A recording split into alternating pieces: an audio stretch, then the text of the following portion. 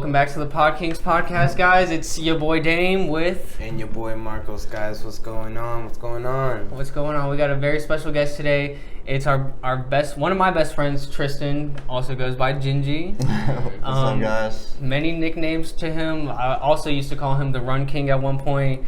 You know, he and I got into a lot of trouble back in the day when we were in high school. I just got that. When we were in high school. And, you know, in high school was actually where we had a lot of different adventures than most people did in high school. And he and I actually, one of the very first times I ever did acid was with him, and also shrooms.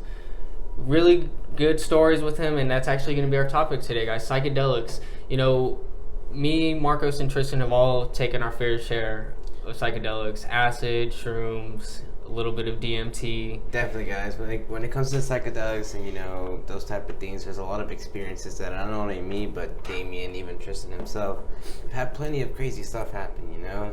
Yeah. Like, a lot of emotions run through our body at certain moments, you know? It's crazy stuff. Stuff. And, you know, on Netflix, I don't know if anybody has seen this, but there's this new psychedelics movie. It's about all these celebrities telling stories.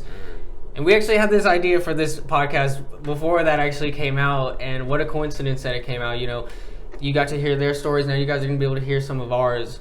And, you know, like I said, I've had some pretty crazy times with them. The only thing is I've never had a bad trip. I've had bad times during my trip, but I've never had a full-on bad trip. Well, you're lucky, I don't know about you guys. You're lucky, because I've had a pretty bad experience my first time. Experience with you and Dakota and Christian. Oh yeah. The first time I ever took LSD, bro, it was very crazy times. But tell us before we get into that, Tristan, how about you introduce yourself to us a little bit? My name's Tristan. Obviously, I've known both you guys for a long time, so we've had a lot of, you know, fun times together, a lot of memories, and a lot of that, I guess, had to do with psychedelics too, just because that time, I guess, it just kind of came back, and it came back heavy too. And oddly enough, I didn't do like pure LSD either until like maybe just a couple years ago either though. And I didn't know any better back then because, like you said, we were all pretty young at the time, so I only did RCs and stuff like that. And then eventually, I mean, I was pretty open to doing everything. And I guess I haven't really ever had a bad trip myself either, just because I got comfortable enough to the point that, like, you know, once you've done it enough, then you can kind of start seeing if you're gonna like go into that direction and be able to pull yourself out of it before you get, like, you know, as they say, like falling down the rabbit hole or whatever. When it comes to that, what would you probably say would be your favorite, you know, a psychedelic drug? Would it be shrooms? Would it be LSD? Maybe throw in some DMT, maybe even throw in some K2 in there if you really want to. You know? I've actually never done K2 either. Okay. But, I mean, it's so hard to choose because, you know, like, they all do similar things, but they're all so different in their own way. And so, I mean, I think for me, probably DMT would be my number one. Just because, like, the visuals are just so insane, and it is more of like it's not as casual as LSD or, you know, acid or shrooms or whatever. Like, it's kind of more like really like going into deeper thought and looking more into yourself and kind of just having like some kind of spiritual journey within such a short amount of time. And then it's like, you know, you're in and then you're out. It's not like with acid and shrooms where like you got to prepare a fucking day for it, you know what I'm saying? And then you're done and you have that hangover the next day and everything else. Like, DMT is just in and out and having, like, gaining just as much in that 15 minutes as you would have in an entire, you know, acid trip that takes fucking 12 hours, so. Well, you know, one of the cool things, I watched that movie on Netflix, and one of the cool things that I saw was they kind of compared you tripping, like, or they said in going into the depth of you saying you got to prepare a day, a lot of people were saying that you have to, like, get your mind right before you get into any of those trips, because, you know, if you have too much on your mind, you will overthink a lot of stuff and could end up in one of those bad trips where you do fall down the rabbit hole.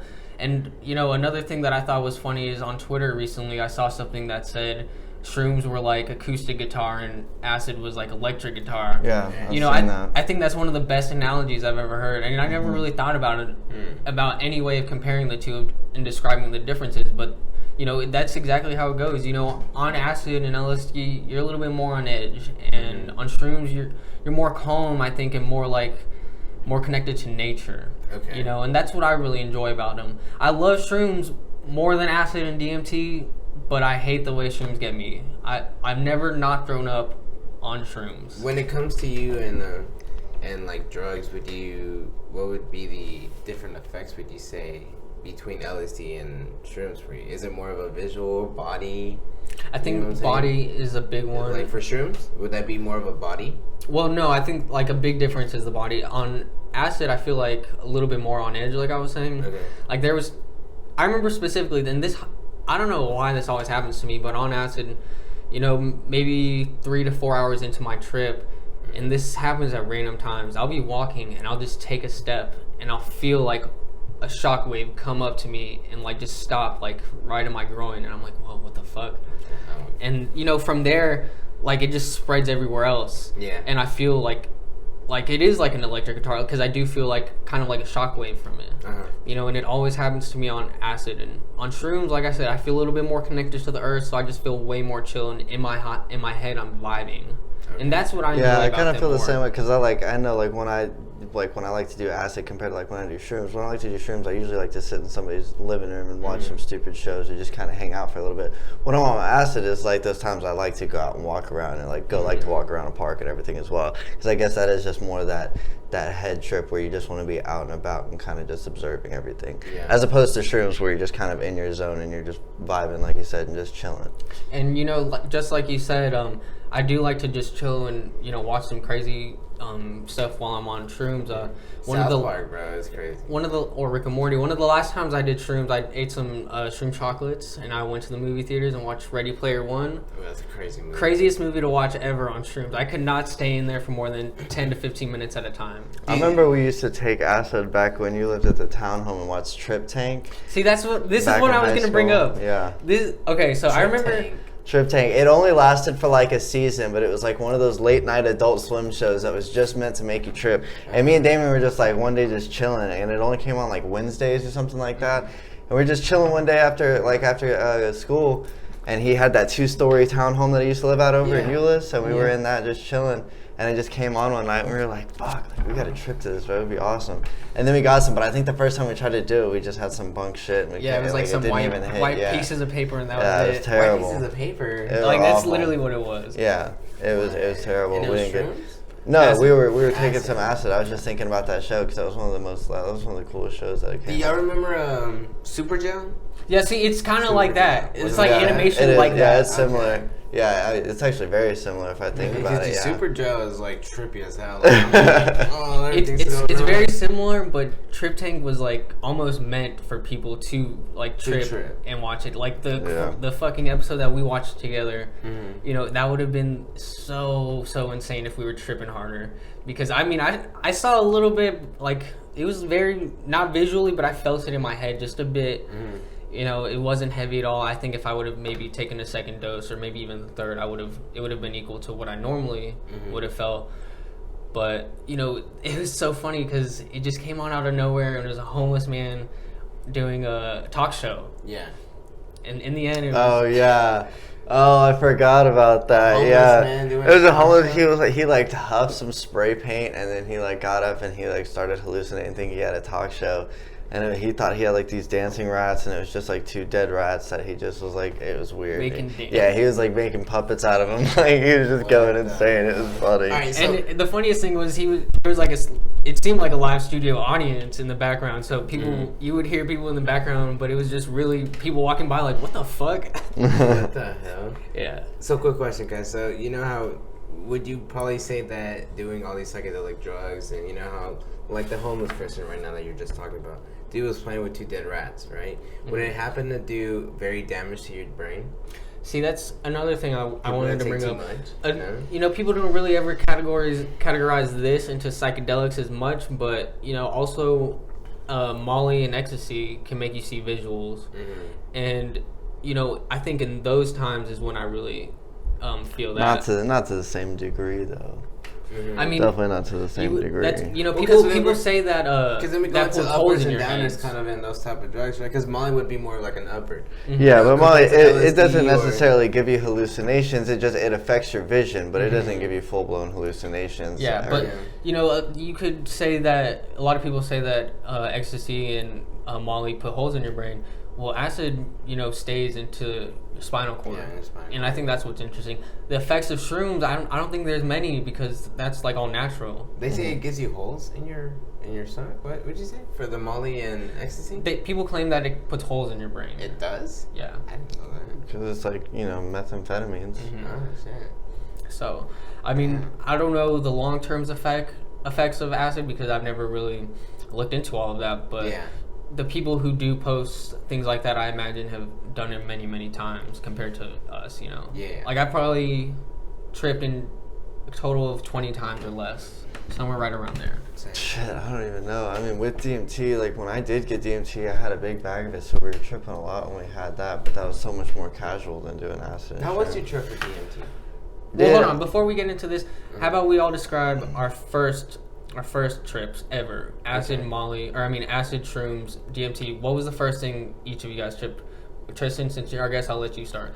I remember this one girl that we went to school with, and I won't say her name on here, but she just like randomly hit me up, and I really didn't like talk to her at all either. But she just like randomly hit me up. She's asking like if I wanted some acid, and I was like, I think it was like early sophomore year or something like that. And I remember she was asking me if I wanted it, and I was like, I really don't know. And I was kind of just like talking to some people about it, and I tried to reach out to some people and ask them about it because I really didn't know what to do about it. Finally decided I would buy it from her, so I bought it, and she was just trying to get rid of it. And then I like went over to this buddy's house with a couple of my other friends that I was smoking with that day. And like the older dude that we were smoking with, he took a look at it. He's like, yeah, you might have some good stuff. I was like, all right, cool. So I'll wait until I get back to the house to take it. And then we went down the jogging trail by my house, and I popped it, and I was just kind of chilling, and we were smoking. And then it just hit me as I was going down the jogging trail, and by that point I was like, fuck, I gotta get home. So I just went home and chilled and tripped by myself, and I had a great fucking trip. I went in there like really not knowing anything, and you see that all the time, like on the documentary you're talking about too, how they're always like, you need to prepare yourself, like don't just go take it, like make sure you're mentally ready. Like I think it all depends on the person. I've got like I was always, as long as you don't have like, you're not in a completely bad mental state at the time of you tripping, I think you should be good. You know what I'm saying? Like I completely agree. You definitely don't want to trip on a bad mindset because it can really but I also don't think you have to like completely prepare for it either. Like there were plenty of times where we were just like, fuck, dude, this dude's got acid. Let's go take a hit. You don't gotta like run a whole planner. The only psychedelic you kind of do have to plan for would be shrooms, and that's just making sure you eat something before, and you don't have to like really get your mindset ready, but you just have to make sure your stomach's ready for that. And I think the acid thing is really interesting that's the first thing you did, because a lot of people go with shrooms first. They think acid's like just that step higher. Acid was just the first thing that presented itself to me. I mean, that was the first thing I had the opportunity honestly to do. I feel like acid was kind of a lot of beginner steps for a lot of people, because in our time period I feel like it wasn't shroomed, it was more like you'll take this tad. Well, that's what I'm saying. The RCs were just like made a huge comeback at that point, so it was just kind of flooding the scene, and like everybody like had them, and so they just got more and more popular, and then Molly got into the mix. But that's what I'm saying, like we never really had that whole time we never really had much pure LSD and HEB either. We always had that RC stuff, which now that I've done pure LSD, I probably would never do an RC again just because I don't trust it and you really don't know what you're getting. That being said, I don't even know if I will do any psychedelics again, to be honest, within my lifetime. Honestly. See, I think you get to a certain point where you've had enough self-learning or whatever it is. And that's how I felt on my very last trip. I enjoyed it, but a lot of them said that you go into it looking for something also. You don't just trip just to trip. Yeah. And I think that's what I did on my last one. And I enjoyed it, but, it wasn't exactly what it could have been if I had actually, not really prepared myself, but, like, put myself in a better spot. Because I just tripped to go watch a movie. Yeah. And I would much rather enjoyed, being out and about. Maybe not, like, everywhere, going a lot of places, but I would have loved to at least step in the grass. Like, that was one of my favorite things. Yeah. Marcus, how about you tell us about the first time you tripped? Man, dude, so one of the craziest times I ever tripped was the first time I tripped on acid. I think I was like a sophomore in high school, which we went to Trinity, right? It was Damian and a couple of other friends, Christian and Dakota, they're brothers. You couldn't have been a sophomore. Maybe a junior. I think it was a sophomore because I was really young. I remember being very young. And so we started tripping at Taco Bell. I think it was Taco Bell. So we started tripping there. It was my first time taking acid, right? So he tells me, take some acid and go throw up. right? The best thing you can do is go throw up, just because they're supposed to hit you instantly once you throw up, right? So I don't go throw up. And everything just starts really moving wavily, man. So one thing I always like to do whenever I start tripping is look at my hands, because you can see like the blood flowing apparently in your hand. Like I look at it and I'm just like, everything's flowing in my hand for some reason. So that's how I knew I was tripping. So we started tripping. First time, like I said, they go drop me off. They were like, you know what, dude, we gotta go home. You know you're tripping, but we gotta drop you off. I'm like, oh yeah, bro, that's fine, that's cool. I'm like, yeah, it's cool, bro, go ahead. First time, bro, first time. And so they dropped me off at my house, and my mom's bathroom wasn't under construction at the time, so it was kind of like, it was like cement and stuff like that. So I'm tripping. There's nobody at the house right now. I'm tripping, and I'm like, fuck, dude, I don't know what to do. It's my first time, and like... Late at night, man. Like, this is all new to me, right? So I'm looking in my mom's room, and then, dude, out of nowhere... Have you seen Insidious? Yes. Mm-hmm. You know that red door? Yeah. Bro, so... I swear on everything, bro. I look into my mom's room, and this red door just opens in the closet, right? This just... opens, right? And I'm just like...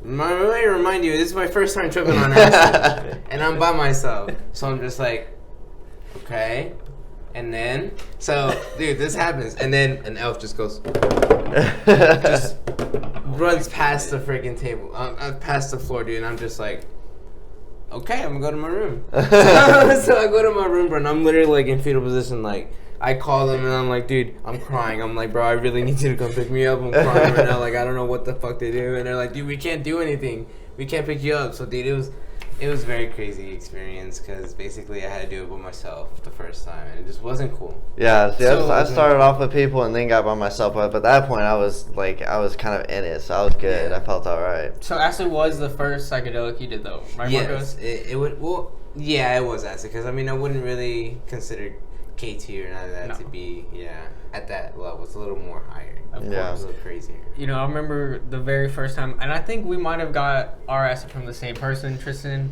and I think it was like around the same week, if not day. You know, I remember I used to live at a house, like an actual house, whenever I first started high school. I barely met Christian, Aaron, Rudy, Andrew, everybody. I barely met them. This is the house by Sean, right? Yes. Okay. And, you know, I just get hit up about getting some acid, and, you know, I'm like, I buy 2 tabs, and I'm like looking around at everybody I'm with, and I'm like, who should I ask to take this with? And I ended up choosing Rudy. And so me and Rudy start tripping with everybody. We're all smoking. You know, an hour later, you know, we start feeling the trip, and Rudy says, okay, I gotta go home. Like, I'm leaving. He was tripping? Yeah. Oh, man. And so I'm like, what the fuck? Like, you can't leave. Like, we just did this together. And he's like, I just gotta get out of here, bro. So I'm like, all right, well, then I'll just come with you. He's like, all right, come on. I don't want to be alone either. So we walked. So you're driving, bro. No, we walked. Oh, what? We walked from my house to, there's a water tower in Euless that says Home of Trinity Trojans in North Euless. And he lived in apartments right over there. So we walked over there, and we're chilling. We ended up putting Amazing Spider-Man on. And I don't know if you guys see the title credits. You know how they're all different, but one of them has the Statue of Liberty, or that. Is this the first Spider-Man? Yeah, the Amazing Spider-Man. Oh, yeah. And it has, if not that lady, it has that horse that has wings on it, the Pegasus. Yeah, you know? Pegasus, yeah. And I'll never forget, we saw that logo come on, and it seemed like it played for almost 3 minutes, almost 5 even, but it was really probably only 30 seconds. Mm-hmm. And I just saw everything at once happening, like one by one, each cloud forming, the lady like slowly appearing and like getting bigger because the camera's zooming in on her. And the whole time I'm just like, what is happening right now? And me and Rudy, the logo finishes finally. Me and Rudy just look at each other. We hadn't said anything to each other this whole time that logo played. But we look at each other and we're like, dude, did you feel that? We just had a moment, bro. Yeah, it was literally like some type of divine moment, and I was freaking out at that point. Not in a bad way, but like I was like, wow, like that's crazy. You know. And you know, from there we ended up meeting up with the person who sold us acid, and you know, I got more. We were gonna take more at first, but then we decided no, let's just smoke. So we went to her place and we smoked. we ended up going back to Rudy's house, and that's when shit got crazy. Like, she's also tripping, but she never told us the whole time. So she's like driving us around everywhere, and at one point she fucking pops another one, and we didn't even know until the end. And like, we're all tripping, and we end up going back to Rudy's house, and Rudy ends up going outside to meet up with his girlfriend at the time, and so I'm just chilling in the room, and next thing you know, I'm fucking on acid. The very first time I'm tripping, and I'm fucking on acid. And believe me when I tell you, it felt amazing, but the whole experience was like one of the grossest things I'd ever been through, because I was like, number one, like, this girl was not, at all over a 5 at the time, and number two, everything about, I was tripping so hard that I did, like, how when you look at your hand, you see everything. I felt like looking at her skin, I was seeing everything, and just like really visualizing some crazy weird stuff. We finished and everything. What the fuck? Yeah, we finished and everything, and I ended up like going back out to meet up with Rudy, and I'm like, hey dude, like, I'm done tripping now. Like, how are you feeling? He's like, yeah, it's wearing off. I'm like, dude, what a crazy night. Can I spend the night? He's like, yeah, go for it. And I wake up the next morning, and that chick's still there. And she's actually tripping hard as fuck because she had popped that second one, after we were driving around and stuff. Yeah. So we wake up, and she like wakes up like kind of freaked out, not knowing where she's at for a second, still tripping acid. And that was a whole nother experience. But, that was one of the first times I tripped. And I actually have a really funny experience with you, Marcos, tripping at Rudy's apartment over at hers. Is this when we left and the cop got behind us? Yes. Oh, damn. You could tell that story better than me, but that was one of the most insane times I've ever tripped. Dude, those were times where we used to kill bottles of like Jack Daniels and stuff like that. We would just chug them, take acid, bro, and be like, all right, bro, I gotta go home. And be like, all right, let's go. All right, let's go. Dude, it's crazy because one time we did that, and then we left, bro, and then we were at this light, dude, and this cop pulls up right behind us, like, we're tripping acid. I'm just like, we barely left his apartment. Yeah, bro. So we had just like started kind of like maybe 30 an hour into the trip, right? So this is not like, oh my god, but it's like, oh my god, Yeah. So we're behind, dude, and he gets behind us, and I'm like, bro, there's a cop behind us. And he's like, no, there's not. No, there's not. And I'm like, bro, I'm tripping, bro. I'm like, bro, I'm tripping, bro. There's a cop behind us, bro. And I had a Ford Ranger at the time. I had a Ford Ranger, so it was a two-door. Dude, it was crazy, man. He ended up leaving, but dude, that experience of just like the thrill, like that adrenaline rush of like, oh my god, bro, oh my god, it's crazy. Tristan, I actually have a lot of really good memories with you too, both on acid and on LSD. I mean, acid and on shrooms. The time we went to the botanical gardens was a trip. Yeah, and that was one of those times that was so random too, because I think it was like the same day you guys had hit me up asking if I wanted to go, and it was like you, me, Judson, excuse me, Judson, Damon, Ian Roar, yeah. I think Lex might have been there. We went out there and just like randomly tripped and fucking went out to botanical gardens, and it was like a beautiful sunny day, and it was actually a good time. And when we randomly saw those firefly bugs too that were coming around. So that was kind of an okay trip, but that was kind of weak too. The thing that freaked me out though at that point was whenever we saw that snake, and everybody was like, "Is that snake real? Or is it a stick?" And we just fucking see it squiggling around. But it ended up being a real snake that Ian went to go pick up. What? Oh, yeah. I forgot about that, too. Yeah, that was a fun day. And then, we ended that trip over at Bobbyton Park. We went to the volleyball courts and everything, and people were all chilling there. And, I was already starting to come down from my trip. But I remember you and I walked to this gas station across the street, the Conoco. And we're just looking at this Gatorade door. And you literally say, oh man, I wish we could just take one, try it, and if we don't like it, put it back. Yeah, and I actually really contemplated doing it for a second, but some of my fondest memories are like with you too, doing psychedelics, and that's what I really enjoy, that they bring people together a lot most of the time. I've never really seen it separate people. But that's another thing too, like with those drugs, like you hear, I mean, anybody that's done like psychedelics knows that this is true. Is like you gotta pick like who you do it with, like selectively, completely. Yeah. Like I'm all like I said, I don't need to be the type that's like really strict about it. I need to schedule it, but I definitely want to know that whoever I'm doing it with, I can be comfortable with. Because you need to be able to vibe. Bro. Yeah, you need to know that if there's any underlying issues between you and another person that's there, or if like there's something wrong with that relationship, like or if it's just somebody you don't like, it's gonna knock off your trip completely because that's all you're gonna be thinking about the whole time. Yeah. And I've been around people like that, unfortunately, and it does ruin the whole trip. That's really the only times that it's really ruined the trip for me. Yep. But before we get into a few more of our stories, let's hear a word from our sponsor, Anchor. Definitely. We'll be right back, guys. All right, guys. Unfortunately, we had some technical difficulties on this second half. The camera cut out, and we missed the whole second half on video. We're very sorry about this. We know this happened on another video before, and we're very sorry. I can give you my word, this won't happen again. Me and Marcos are currently working on getting a new setup, a new lighting setup, new camera. We're buying some new mics also. So this won't happen again. I can just trust me, this won't. We're very sorry. If you guys want to go ahead and listen to the rest of this on your podcast apps, go for it. But yeah, the second half isn't here. But on a side note, Steve will do it. Fuck you. Yeah, I got that full send merch, that Nelk merch, bitch.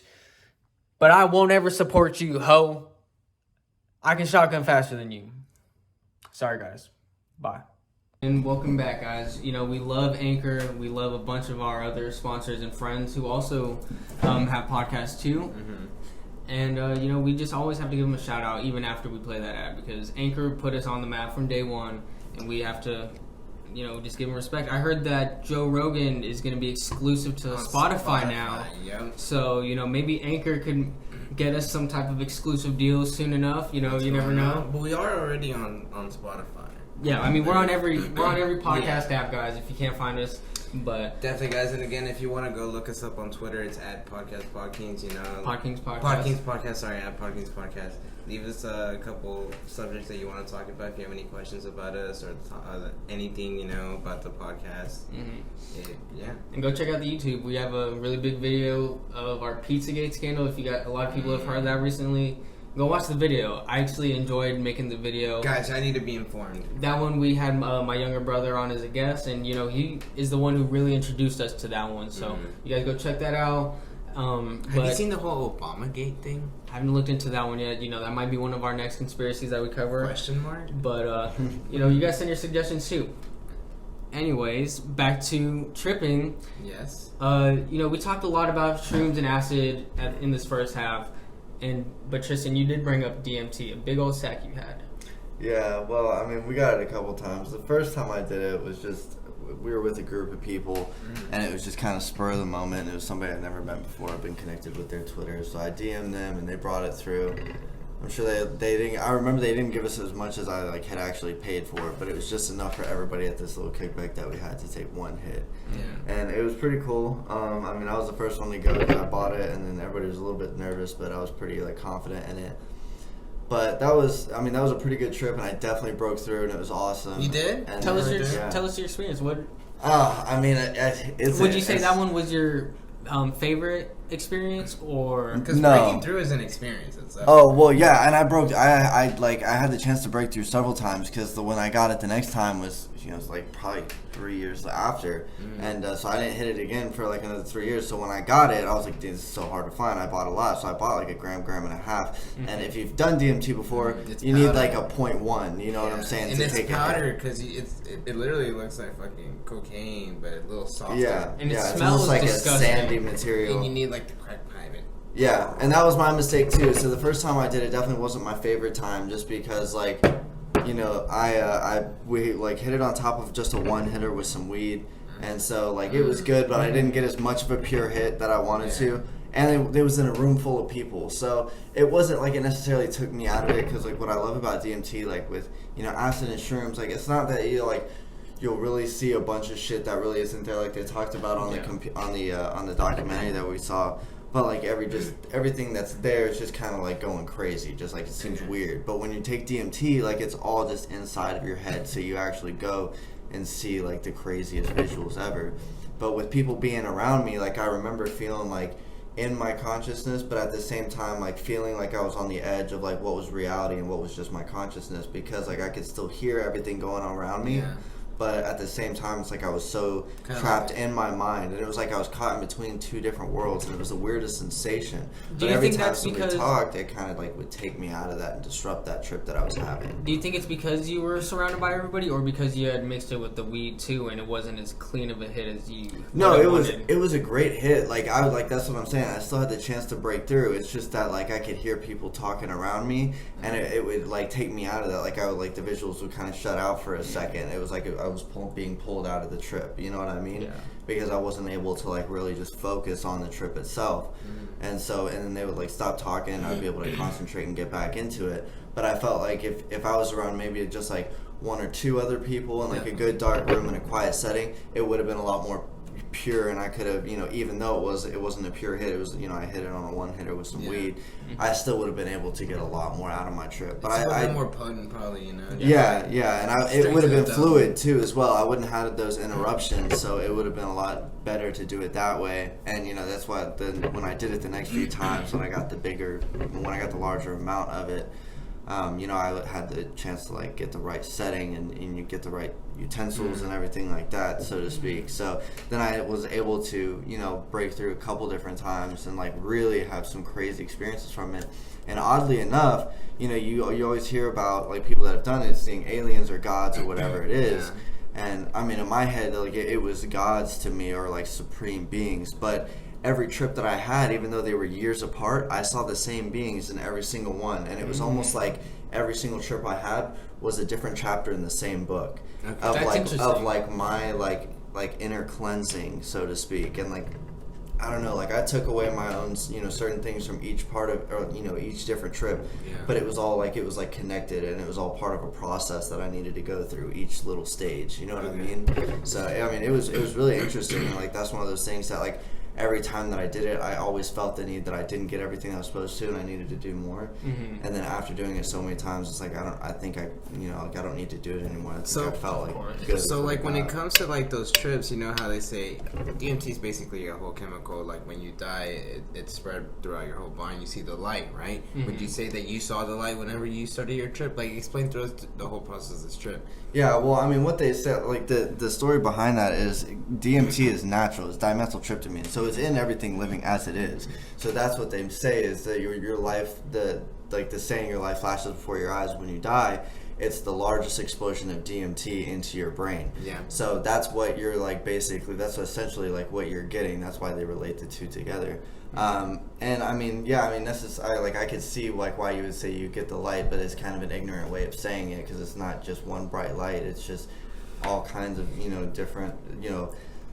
different colors that you've never thought you've seen before, and going through and just crazy geometrical figures and shapes, and breaking through like almost walls until you get to like this kind of different oasis inside of your own head. I completely agree on that, because I've only done DMT once, and luckily I broke through. And at the time I really didn't think I was going to, and I also didn't think that it was real. I think I was with you, Marcos, Christian, Dakota, and Aaron was there, but Aaron didn't do anything. Yeah. And I think you might have been there too, Tristan. We got some weed from I can't remember his name, but we used to call him Baby Jesus. That's what Aaron called him all the time. Him. He had long hair? Yes. And hey, I got it from the same person. That's crazy. So the craziest thing to me was it isn't necessarily a light, but at the same time it kind of is. And the crazy thing for me is, I'd done acid and shrooms plenty of times, and one of the things I always watched was that Zed's Dead video, that was one of my favorite things to watch whenever I was one of the original ones that I saw too. Yeah. And I watch it every time as well. Of course. And so whenever I tripped on the DMT, it seemed like, you ever seen those movies where people are in space and then they hit like light speed? Yeah. And it's like that. Like Star Wars. I saw like a big white light that converted into a bunch of different other colored lights, but they were all, it wasn't just like a straight line like how most of them are. It was really wavy, and I felt very vibey. But I think I got kind of what you were feeling, Tristan, because there was a bunch of us around and everybody was like very interested into doing what we were about to do. That everybody was going one by one, but at the same time there was a couple people who were tripping simultaneously. And I feel like I kind of was able to connect to Dakota because he was tripping at the time. Yeah. But the crazy thing for me was I saw all of these lights, and in the end, it was like I was on the same boat as Jesus from the Zed's Dead video, where he's sailing the boat. How the Jesus looks in it. It was like I was standing right behind him, and he just looked at me and winked. It was very animated in my eyes. Everybody has different trips, of course, but my Supreme Being was right in front of me, and I was in awe completely, and I just sailed with him through this whole river, and I didn't see everything that happened in the video, but he was the one person that was right there, right in front of me, and I thought that was the most insane thing. Whenever I came out of it, Bush? The little George Bush anime thing? Yes, but I didn't see like that stuff. Whenever I came out of it, I didn't feel, like brain dead, how you would feel after you did an acid trip or a shroom trip. Kind of like slumped. Yeah, like a hangover. Yeah. I didn't feel that way. I felt like reinvigorated, like full of life afterwards. And that's what really surprised me. And one of the coolest things that I saw in the DMT movie that we all watched was, you are connected to everything too. Plants, animals all have this. So you are connected through the same amino acid. And I felt like I was completely connected to everything right afterwards. So it's like DMT and plants and all that? In everything. It's in everything living. And what's crazy about it too, the base molecular structure of dimethyltryptamine is the base structure for all psychedelics. For psilocybin, for LSD, basically for ayahuasca, peyote, whatever it is, the base molecular structure applies to all of those with certain, key differences and, the extension of those. But that's why it's so interesting, because it really does kind of connect everything together. Like, and that, Rick Strassman was saying that's what they were trying to work on for so long. They were trying to figure out, the connection, what connects more people together. And then they started banning everything right towards the 60s, because he was one of the leaders in LSD too, and studying that as well. And then finally they're starting to bring that back. I think it just in there's several states now where they decriminalized mushrooms. Yeah. And then they've the government's allowed certain states to start over 50 different researchers to start researching the positive effects of mushrooms and LSD as well too. Over in Amsterdam, bro, everything's legal over there. I know, but it's a first step, you know what I mean? Because there's a lot of health benefits to it, treating bipolar disease or schizophrenia and anxiety and stuff like that. And that's the thing that people don't realize, it's like everyone always, like weed, everyone talks down upon it, like, oh, those freaking kids smoking that those weed, those devil's lettuce and all that, whatever. Dude, but it's a medicine, like some of these drugs are an actual good, everything is called a drug. Tylenol is a drug, Advil is a drug. Everything's a drug. Alcohol is a drug.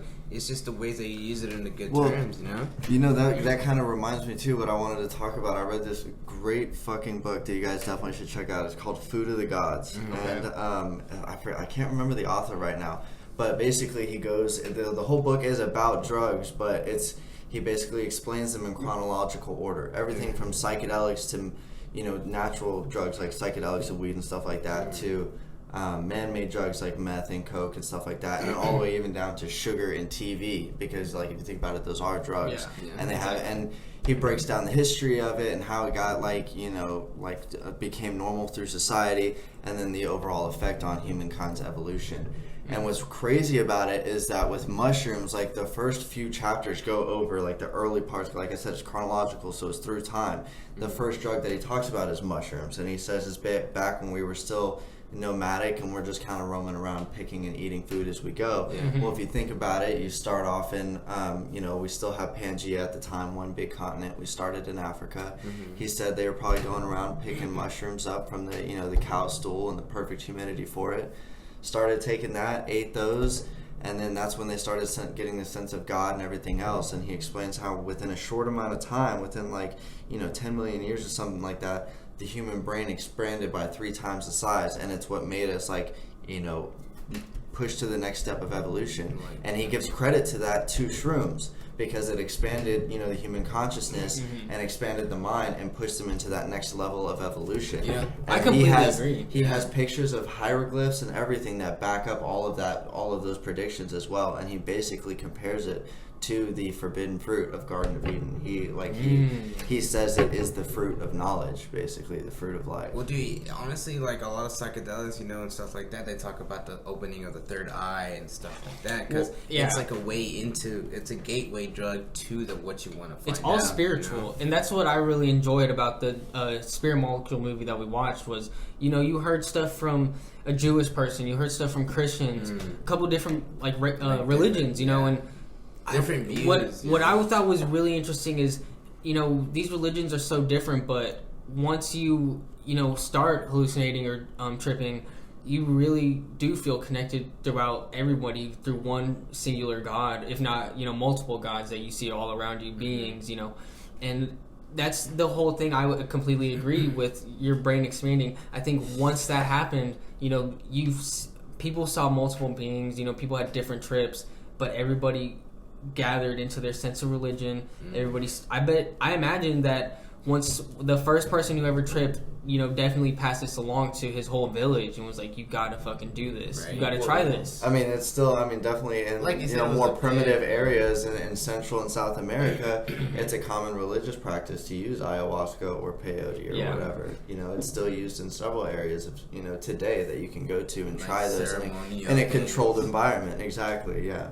Mm-hmm. And that's, I've always wanted to do something like that, but that's where you really push yourself over the edge. Not necessarily too much, but you get in depth with everything. You gotta have self-control at that point whenever it comes to harder stuff like that. Yeah, that's something you gotta be prepared for. Because it's something that you could really bounce off with your mind, because you could start thinking some type of way and get stuck in that mindset, so where you can be, stupid or something like that, like some brain damage type thing. I heard a story in the Psychedelics movie on Netflix that Sting was saying where, he had done all of these things and then he decided to go to South America to, really get involved with these and actually have a real trip. And, the things that these people put him through was outrageous, and I almost don't think I would ever be able to handle that. You do have to be really prepared, and I think that goes with even a simple gram of shrooms. You don't have to be prepared, but you just have to be in the right mind state to do whatever you're going to. And DMT is one of those where you're not necessarily going to come away with a bad feeling afterwards, because it's very enlightening. Even if you break through or don't, you feel enlightened after. And I think that's, if anything, everybody's going to do it at least once in their lifetime once they die. Yeah. But if you have access, why not try it again? Joe Rogan is a big proprietor who enjoys DMT a lot. Really? And I want to hear some of his stories. He talks about it here and there, but I want to hear an actual story from him. I think it'd be amazing, just like a good thing to listen to people like that, like Joe Rogan, or just hire more experienced people's experiences. Well, the reason I bring up him also is, Tristan, you were talking about how mankind, their brains started evolving by 3 times. Mm-hmm. If you've ever seen a picture of Joe Rogan from 20 years ago compared to now, his head is huge. Really? I'm not saying this could correlate in any way. But but what do you? It possibly could. He's done it plenty of times, many times. To where his brain this is millions of years of evolution. And I feel like Joe Rogan is just overall physically and mentally just prepared for anything now, bro. The dude has one of those what is that sand water thing where you get in and you just stand still in the dark? Yeah, I don't know. What is that called? It's called exactly, but it's a water depth deprivation. Yeah, water deprivation, something like that. The guy has it, bro. The dude is a monk, probably a UFC monk. I think along with the drugs, you do have to get spiritually correct, and not necessarily into one religion, but you have to realize there's a higher being. And I think that book could really be beneficial later on. If you did ever decide to trip again, and after having this knowledge of this book, I don't know when you read it, but this could possibly make your trip even greater. Yeah, and I have tripped since then, because it was when I was locked up for a little bit, and then I got out and I tripped with a buddy of mine. That was when I actually did pure LSD, And so, I mean, it was kind of cool to think about everything. And, especially because in the book he talks about, like, basically his final point is just talking about how mankind needs to basically get, like, the experiment of drugs should be socially acceptable, but to a certain degree. He thinks that we need to get back to the naturals of smoking weed and trying the natural psychedelics and experimenting with what the positive benefits of those could be to, mankind. Because he said, we were on this great, like, evolutionary sprint almost, and just, like, racing through, like, just our minds expanding and being able to move from one thing to the next, and then we move so quick. Yeah. And then it's like we started getting all these negative drugs, and not just like, the cocaine and methamphetamine and stuff like that, but also the TV and the sugar and the caffeine that we're addicted to every day. Mm-hmm. And now it's like, we're, still advancing very quickly just because we're in so much of a modern time. But at the rate of what we're going is kind of plateauing compared to what we were like in prehistoric times. We just advance more, Yeah. Mm-hmm. There's just things like that holding us back. Like, dude, the generation nowadays, like kids starting from like 3 or 4 already have their own iPad, and like I just feel like this generation nowadays is very focused on technology and TV and just. I don't think it's good. Well, that makes me wonder: are the people in South America and in other countries doing this correct then? Because I heard the story was crazy that Sting explained. He explained like him having to walk up like 2 miles up this mountain with a bag over his head. What? All while he consumed so much ayahuasca at the time, and once you're tripping and you close your eyes, you really start seeing some visuals. He explained that he walked up this mountain, and at the very top of this mountain, they just started like spraying him with some type of liquid. He later found out it was blood. These people are doing it all completely naturally and like really getting to the root of what's going on. And I wonder if they refuse the technology. It's not that they don't have access to it, but they refuse it at this point. They just don't want it. They might be so connected to the earth and their God and everything that they've looked past all of these material things and are really connected with the earth and the land, and that's all that they need now. And so, you're correct. I completely agree that book is right. We should, start getting more into natural drugs and, maybe not doing them every day, but you do have to test your waters to enlighten yourself, open that third eye, like you just said, Marcos. There's so much going on with psychedelics that are helpful to you. A lot of people consider them unhealthy because people will go crazy and jump out of windows and stuff like that, or some people get trapped in their trip. Those are the people who are abusing the drugs. Mm-hmm. And I think microdosing with the shrooms that's happening, I think that just started at the end of last year where a bill got approved, and this is starting to happen more in the U.S. This is something that I believe in the next 10 years is going to be, you'll see a shroom shop. You think so? Yeah, I think it might not be like Amsterdam, but it could be where you could walk into a shop, like almost like a weed shop, and say, okay, let me try this. Yeah. And I think at that point, the owners of those stores will have this more down to a T and will dose you correctly. Too, I think if they do it, it'll start like lowering the usage of it a lot more. You know what I'm saying? Than people using it illegally. If they have controlled access to it, it's not one of those drugs like we said that like you're going to be doing all the time. Like, even if you say there are people that abuse it, yes, there are, but there's really not many because it's not a drug that you can abuse. It's not a drug that you can just do all the time. Be wired like that? Are you kidding me? Just like, and we've done that. We've done, we've tripped several times a week or whatever, but it gets old. You can't do it consistently. When it comes to shrooms, you can't really take them back to back either because it won't work. Yeah, that's true. The chemicals still in your system that if you take it, let's say the next day after doing it, you're not going to trip. Yeah. Yeah, I think that maybe not 10 years, but, very close to the future, this will be something where, we'll have actual people from South America or spiritual leaders of some type of colony that have done this plenty of times and they're dosing people correctly. And I think at that point, our government could completely change, our economies could be changing, people will realize what's important to them and what's not, some things will go out of business. It will expand everybody's mind, just like expanding it 3 times, but not only that, you'll see a lot of people ethically changing, and this country, could do a complete 180 out of nowhere. Who knows, man? Especially after this whole Corona thing, like a lot of mindsets have been changed. A lot, like procedures are different, like mindsets. People go to the store like, bro, I don't want to get close to you. Yeah, as you guys, as our listeners know, me and Marcos are on papers. One of my things is I have to report to an alcohol awareness place, pretty much. Mm-hmm. And today, you know, I walked into this place, and you have to do this sign in. You know, the pen that you sign in. Yeah, just that place. The pen that you sign in with is connected to a chain onto the counter, you know. Yeah. And I'm talking to this woman saying, "Hey, like, would you mind wiping this off? You know, I don't know how many people you've had in here." Mm-hmm. She's like, "Oh, we do it. We wipe it off already." I was like, "Well, how many times do you wipe it off? Like after every person or what?" She's like, "No, just twice a day." You know, I'm thinking like, how could you possibly think that's okay? Twice a day? Like you probably do it once when you get there. And then once at night. Yeah, exactly. Leaving.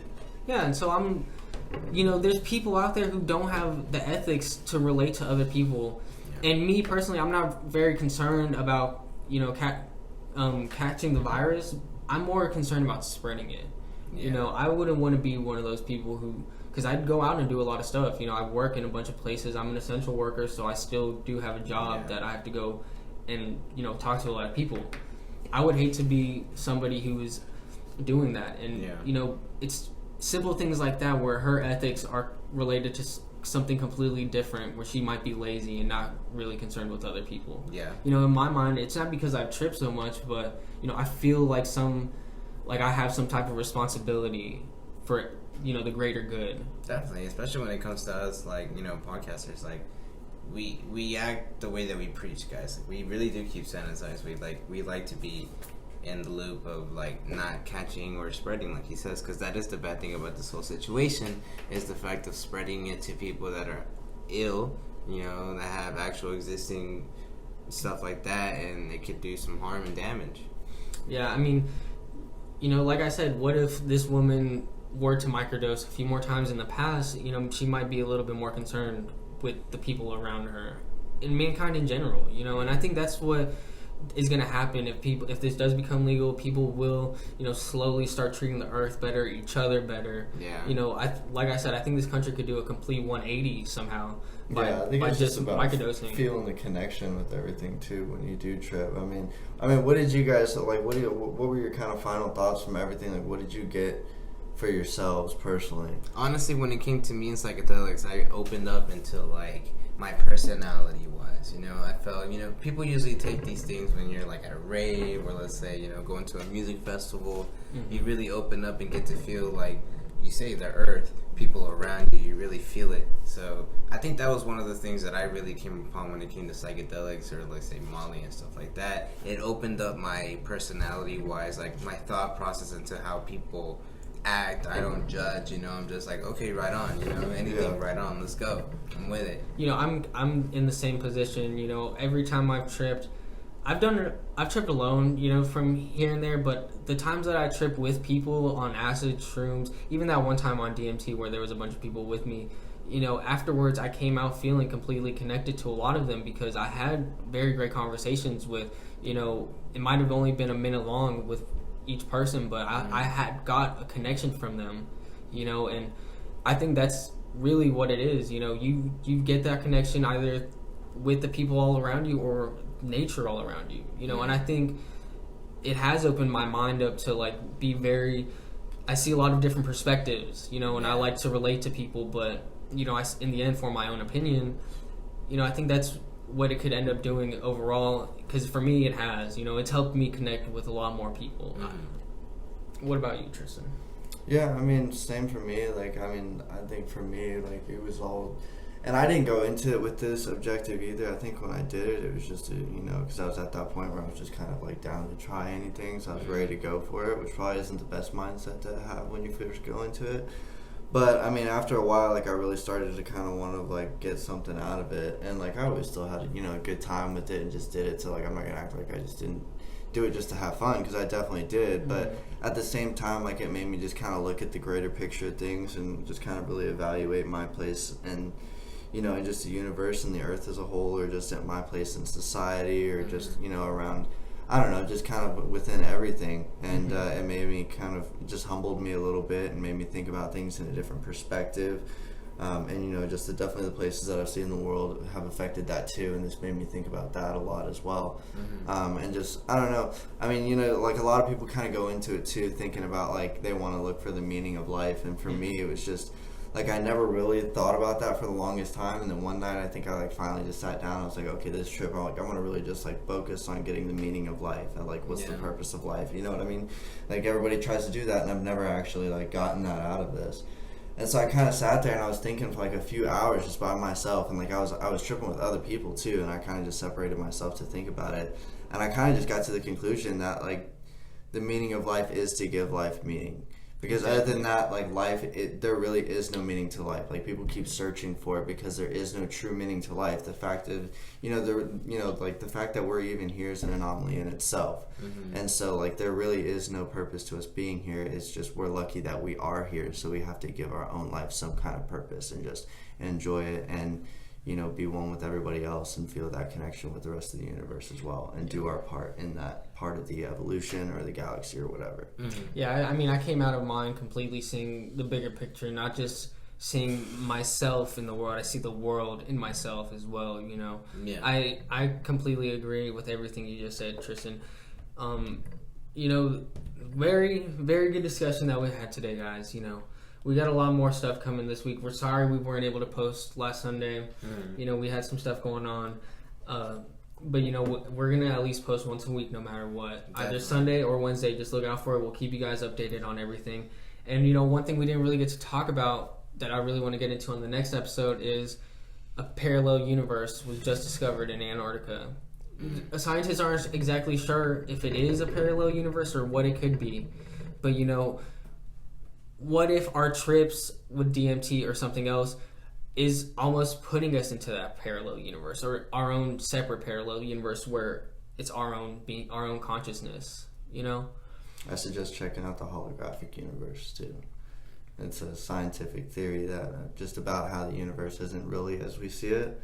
And he breaks down the science of it, and I had a book on that too, but I didn't get around to finishing it, so I'd like to go back and do it. But definitely check it out. I mean, it's something for y'all to talk about. Have y'all seen Interstellar? So. Yes. I love that movie, actually. That's a parallel universe like that too. We're definitely going to have you come back on the podcast, Tristan. This was fun.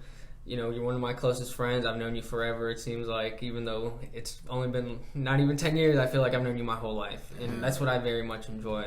It's these connections that we've made, tripping and not tripping also, It's those connections you make while tripping just bring you closer. And, outside of tripping, you're close and, you continue to grow that bond. And that's what I enjoyed. I loved having you on, Tristan. If you want to plug anything, your socials, Instagram, Twitter. You got a Twitch going on? No Twitch. Follow me, Tristan_Gingy. But appreciate it, guys. Yeah, it was definitely fun. Definitely come back whenever y'all have me. Definitely was an honor, man. There's a lot more topics that we got to talk about, like that parallel universe and stuff like that. Yeah, absolutely. Definitely will be something to talk about the future. Yep. But until next time, guys, we'll keep you updated on the next episode. We're gonna hope to get one on Sunday, but if not, you'll see one next Wednesday. Definitely, guys, and go look at Podkings Podcast, guys. We're gonna keep you updated on that on Instagram. The same thing at Podkings Podcast. Yeah, Instagram, Twitter. You can find us on YouTube too to watch this video. If you're listening to us on audio, go watch us on YouTube. And like I was saying about the Pizzagate scandal, we have a lot of good videos on there, so you're not going to want to miss out. So you can see the visuals along with hearing us speak. If you want to go follow me on Twitter or Instagram, I'm at DamianG2015. Mine is at 17 Marcos Sope, guys, on Twitter. So go check us out, guys. Go check out the podcast. Definitely some thoughts and ideas for us, and we'll answer some questions for you if you want to. Yep, and go follow Tristan. But until then, we'll see you guys next time. Peace.